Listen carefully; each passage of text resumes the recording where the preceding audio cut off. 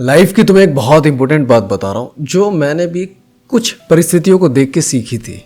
एक बात बताइए, अच्छा आप खाना नहीं खाएंगे, आप परेशान हैं, आपके मन में घुटन है, आपका दिमाग परेशान है, आपका शरीर बीमार हो गया या आपकी गृहस्थी में विवाद चल रहा है, ये ज़्यादा बड़ी परेशानी है या फिर ये सब आपके किसी रिलेटिव के साथ हो रहा है, वो बहुत ज़्यादा बड़ा दुख है।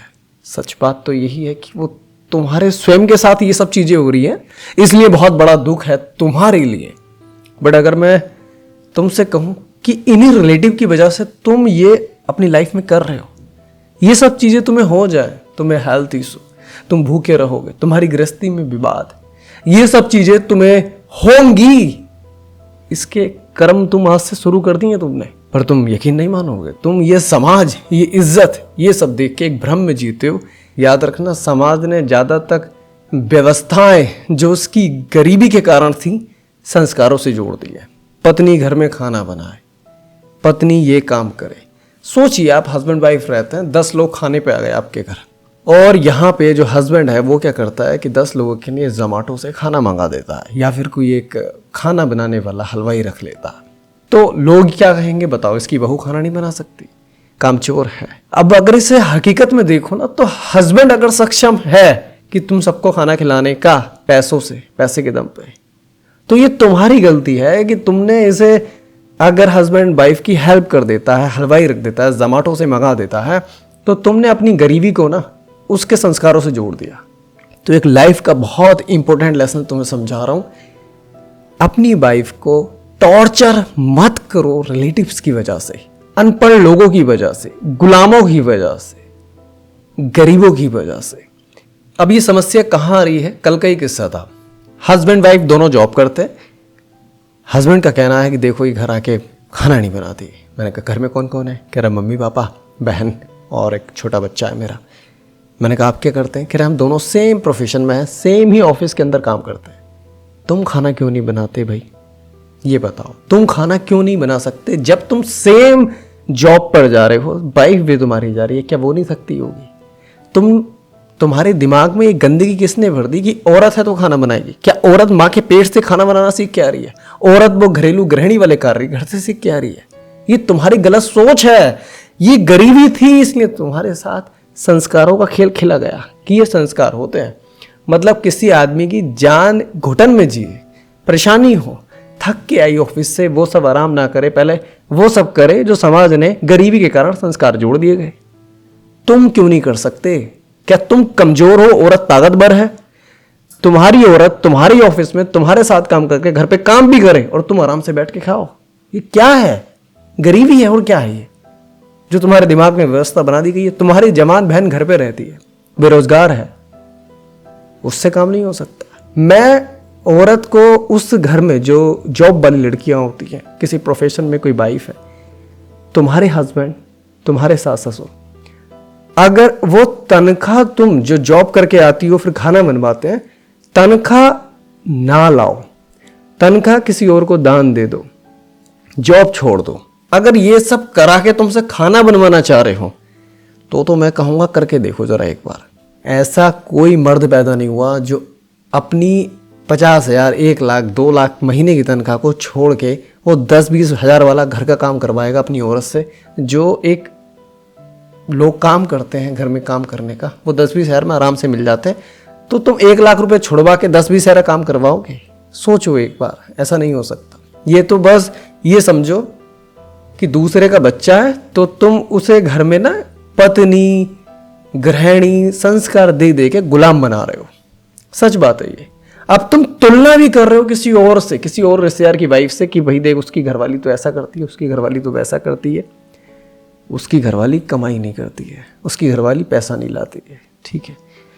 जो औरत पहले से ही हम संस्कार को देखते हुए आ रहे हैं, गृहिणी बन के रही, कहीं ना कहीं ये उनका आखिरी विकल्प था किसी और घर में, जिसे पति का घर कहा गया, रोटी खाने का, वरना कोई क्यों ही रखता? सोच के बताओ। जो औरत ना ही तो जॉब करती है, ना ही पैसा कमाती है, ना ही घर में काम कर सकती है, तो वो क्या करेगी? मतलब खाने वाले 4 थे, एक कमाने वाला था, अब खाने वाले 5 हो जाएंगे। कुछ तो करती होगी ना, तभी तो उसको रखा। ये कहीं ना कहीं काबिल नहीं हुए कहीं ना कहीं काबिल नहीं हुए, शिक्षा नहीं ली, कहीं अच्छे तुम सेटल नहीं कर पाए खुद को, तो उनके लिए ठीक है। पर जहाँ हस्बैंड और वाइफ दोनों जॉब करते हैं वहाँ कोऑपरेशन चलता है, वहाँ तुम कोई बाउंडेशन नहीं लगा सकते, वहाँ कोई ये दबाव नहीं बना सकते। और अगर तुम ये संस्कार, समाज, ये सब देख के अपनी वाइफ को टॉर्चर करते हो, तो मैं सच बता रहा हूँ कोई भी नहीं आएगा तुम्हें बचाने, कोई भी नहीं आएगा। तुम भूखे रहोगे, तलाक होगा। शादी में सब आ जाते हैं क्योंकि दावत होती है यार, वहाँ पे खाना मिलता है लोगों को, ठीक है। तलाक में तुम्हारे कोई नहीं आएगा, ये मैं सच बता रहा हूँ। जबकि आदमी जब हॉस्पिटल में होता है ना, तलाक के लिए कोर्ट में होता है ना, तब उसे लोगों की ज़रूरत पड़ती है, कोई मेरा साथ दे दे, मेरा घर बसवा दे, या मुझे मदद कर दे। पर वहाँ पे कोई नहीं आता है। जहाँ मदद की ज़रूरत होती नहीं है पार्टियों में, वहाँ सब आ जाते हैं। इस समाज के पीछे तुम अपना घर बिगाड़ ले हो। अबे भैया मेरे, कहाँ की बुद्धि भरी है तुम्हारे दिमाग में, कहाँ की? ये तुम्हारी वाइफ है और ये तुम्हारे लिए खाना भी बनाएंगी, बच्चों के लिए भी खाना बनाएंगी, सब कुछ करेंगी घर में काम, चाहे जॉब करती है, पर वो करेंगी प्यार से। और प्यार तुम इन्हें दोगे तब ये तुम्हें प्यार देंगी, प्यार में ये सब करेंगी। पर तुम इन्हें प्यार नहीं देते और क्या करते हो, मेरी माँ बापों के लिए ही बना, मेरे भाई बहन है उनके लिए ही बना, ये रिश्तेदार आ रहे हैं गाँव से इनके लिए ही बना। अरे मेरे भाई, तुमने क्या कोई होटल का बावर्ची खरीद लिया क्या शादी में? क्या करा है तुमने? अब यहाँ पे तुम तुलना करते हो अपनी मम्मी से। तुम्हारी मम्मी वो काम कर देगी जो ये जॉब पे करती है, जो भी जॉब प्रोफेशन, टीचर, वकील, डॉक्टर, कुछ भी है, क्या वो कर देंगी? तुम्हारी मम्मी वो तनख्वाह लाती है जो ये लाती है? देखो कंपैरिजन तो फिर सब चीजों में करो ना, खाली ये पोछा मारना, झाड़ू मारना इसमें क्यों कर रहे हो यार? मैं सच बता रहा हूं, पिताजी की गृहस्थी मत संभालो। वो गृहस्थी उन्होंने संभाल के तभी तुम इतने बड़े कर दिए हो कि शादी तुम्हारी कर दी है। अब तुम्हारे आगे बहुत बड़ी एक जिम्मेदारी है कि तुम अपनी गृहस्थी अच्छे से चलाओ।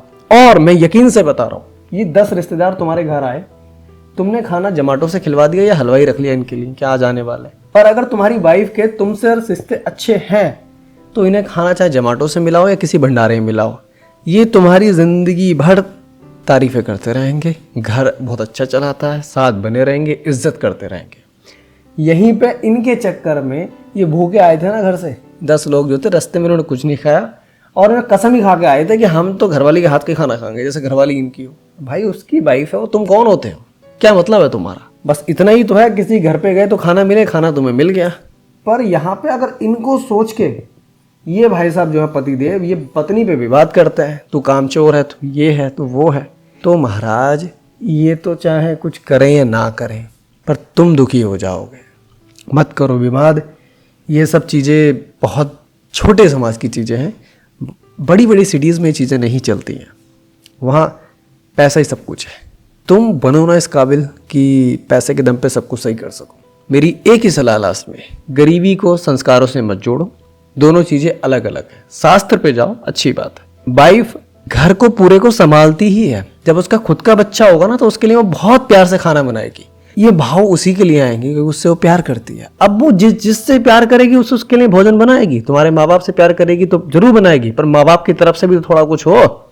याद रखना, स्कूल में जो अध्यापक कॉपी पे वेरी गुड लिख देता था ना, उसके लिए सेवा करने का भाव आता है, उसको बार बार नमस्ते करने का दिल करता है, उसको सब कुछ करता है। पर जो टीचर मारता है उससे बच जाता है बच्चा, अरे ये जा रहा है, ये कहाँ से कंस आ गया, इसको भगाओ, ऐसे ही बातें कह देता है। प्यार में सब कुछ हो जाता है। एक किसी को गुलाम नौकरानी समझना और तुलना करना हकीकत के नौकरों से, ये तुम्हारा घर बिगाड़ने वाली बातें हैं, इन पर फोकस मत करना प्लीज। रिक्वेस्ट, एक हम्बल रिक्वेस्ट है, आपकी वाइफ और वाइफों जैसी नहीं है, अलग है। एक बार गहराई में उतरो, समझो, सारी चीजें सही हो जाएंगी। गृहस्थी समझदारों का खेल है और तुम समझदारी से चला भी सकते हो, मुझे पूरा यकीन है। पर तुम अफवाहों में ना आओ, तुम इस कैद में मत फंसो। चीजें अलग होती हैं, दोनों चीजें अलग होती हैं। वो सब कुछ कर देगी, समय आने दो, ठीक है। बाकी हाँ, मुझसे कोई व्यक्तिगत बात करना चाहते हो तो ये मेरा व्हाट्सएप नंबर है, मैसेज कर देना। नमस्कार।